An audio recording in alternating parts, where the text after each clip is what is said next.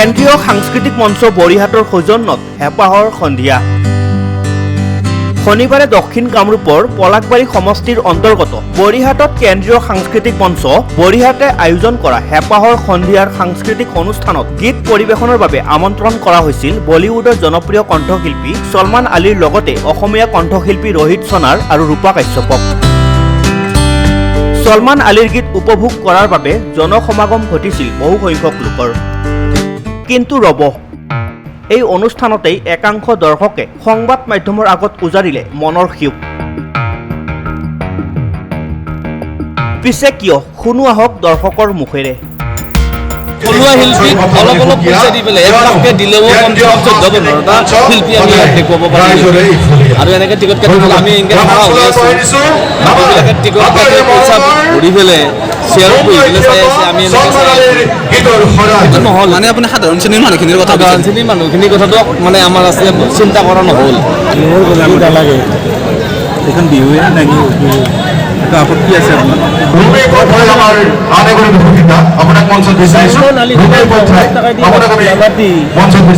অসমৰ ধুনীয়া ধুনীয়া গায়ক গায়িকাক মাতি সকলোকে বহিব দি বহিব দি শান্তি চিকিৎসা কৰিলা। এতিয়া টকা থকাখিনি চকীত বহি আছে, টকা নহখিনি কি কৈছে, কাৰোবাৰ প্ৰডাক্ট চাব, কাৰোবাৰ সাৰা হৈ চাব, কাৰোবাৰ দৰ্শকৰ এটা মতামত আৰু এই দিনখনত আহি পেলাই তেওঁলোকৰ মতামতখিনি মই লৈছিলোঁ। এই অনুষ্ঠানত বহু সংখ্যক মহিলাই এনেদৰে মাটিত বহিয়ে উপভোগ কৰিলে ছলমান আলীৰ সংগীত অনুষ্ঠান। এই দৃশ্য আবদ্ধ হৈ ৰল আমাৰ সাংবাদিকৰ কেমেৰাত। উক্ত সাংস্কৃতিক অনুষ্ঠানত পলাকবাৰী আৰক্ষীয়ে কটকটীয়া নিৰাপত্তা প্ৰদান কৰে। এই সাংস্কৃতিক অনুষ্ঠানৰ মঞ্চ মুকলি কৰে বিশিষ্ট ব্যৱসায়ী অনিল দাসে। লগতে উপস্থিত থাকে অসম ফুটবল সন্থাৰ যুটীয়া সম্পাদক হিমাংশু শেখৰ বৈশ্য আৰু বহুতো বিশিষ্ট ব্যক্তি। এখন হ'ল 22খন গাঁৱৰ সন্মিলিত প্ৰচেষ্টাত এটা অনুষ্ঠান।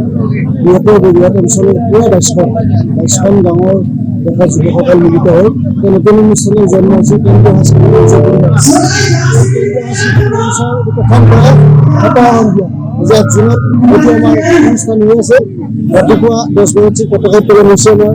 তাৰপিছতে এই অঞ্চলৰ তিনিজন বিশিষ্ট ব্যক্তি 97 উঠোৱা চৰকাৰ নবীন ছাৰৰ আগত আমি 10 মিনিট কাম কৰিছোঁ। তাৰপিছত স্মৃতি দৰ্পণ আকৌ গধূলি আমাৰ এই বৰিহাট অঞ্চলৰ প্ৰায় 20 গৰাকী চিকিৎসক বৰিহাট অঞ্চলৰ পৰা সৃষ্টি হৈ চিকিৎসকৰ ৰাজহুৱা অভিনন্দন জনালোঁ। আৰু এই সাংস্কৃতিক মঞ্চ উদ্বোধন কৰিছে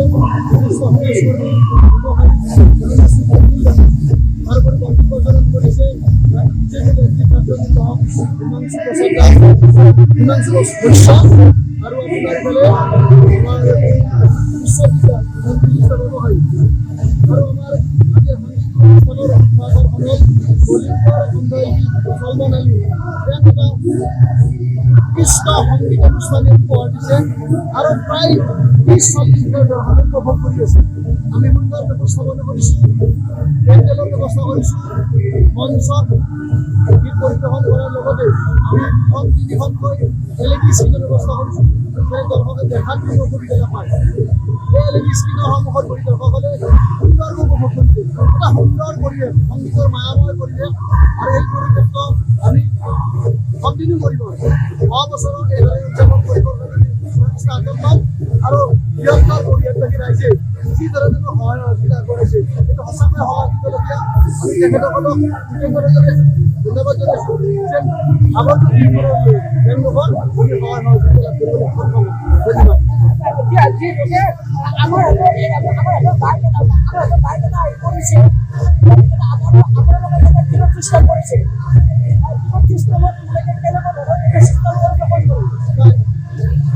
আমাৰ চাওক, এই অনুষ্ঠানখনৰ বাজেট প্ৰায় 22 লাখ টকা।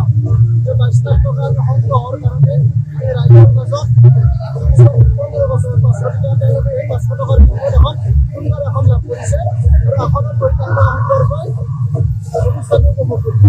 ইয়াৰ মূল্য দিছোঁ VIP টিকেটৰ মানে যাৰ মূল্য 1000 টকা, আৰু সেই VIP দৰ্শকসকলে আমি সুন্দৰকৈ আসন গ্ৰহণ কৰাইছোঁ। তেওঁলোকক ৰিফ্ৰেছমেণ্টৰ কাৰণে পানী, জুইচ আদি আমি যোগান ধৰিছোঁ। গতিকে এটা সুন্দৰ পৰিৱেশ।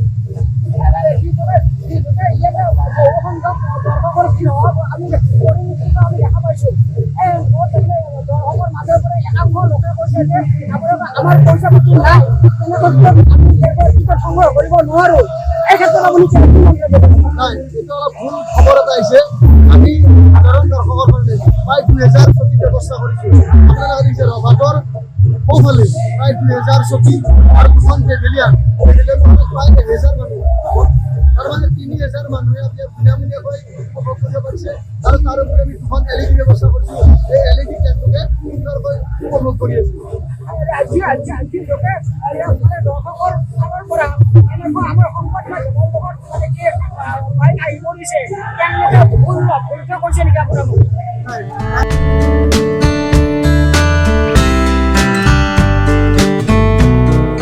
মিৰ্জাৰ পৰা অনন্ত কলিতাৰ ৰিপৰ্ট সংবাদ লহৰ।